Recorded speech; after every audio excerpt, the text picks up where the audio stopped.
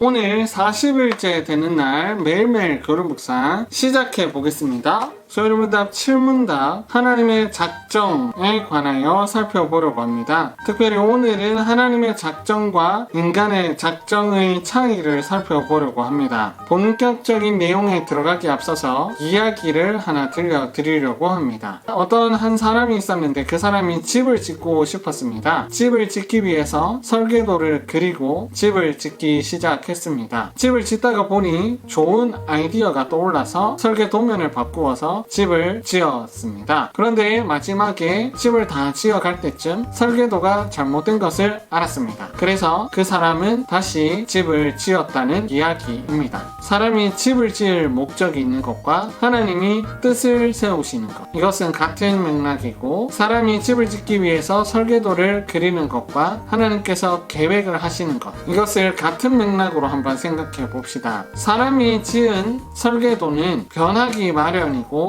불완전합니다. 그래서 집을 짓다가도 바뀔 수 있고, 설계도대로 지었지만 집이 불완전하게 지어질 수도 있습니다. 그러나 하나님의 작정에는, 하나님께서 세우신 뜻과 계획은 단 한치의 오차도 없이 그 작정은 이루어집니다. 이것은 하나님의 속성과 관련이 있는데요, 우리가 소율문답 4문답에서 살펴봤듯이 하나님께서는 무한하시고 무궁하시며 불변하신 분이십니다. 그래서 하나님의 작정에는 특징이 있는데요, 첫 번째는 하나님의 작정은 영원합니다. 사람의 설계도는 한계가 있고 일시적이며 변화무쌍합니다. 그러나 하나님의 작정은 영원하며 불변합니다. 둘째는 하나님의 작정은 절대적입니다. 인간의 작정은 허술하고 흠이 있고 비효율적입니다. 그러나 하나님께서는 무한하시고 무궁하시며 불변하신 분이시기 때문에 그 작정에는 절대적이며 한치의 오차가 없는 것입니다. 그러니 하나님의 속성과 관련해서 생각해 봤을 때 하나님의 작정 교리는 매우 자연스러운 것입니다. 그러니 우리는 하나님의 작정 교리를 생각할 때마다 우리는 위로를 얻을 수가 있는 것입니다. 하나님께서 세우신 그 작정은 반드시 이루어지기 때문입니다. 그러니 오늘 우리가 함께 기억하면 좋을 것은, 하나님의 작정은 반드시 이루어지니 오늘 하루 고단한 삶 가운데 있더라도 하나님의 선하신 뜻이 이루어지기를 바라면서 하나님을 끝까지 신뢰하며 살아가는 우리들이 되어야 되겠습니다. 이상 40일째 되는 날 매일매일 교리 묵상 마치도록 하겠습니다. 내일 만납시다. 안녕.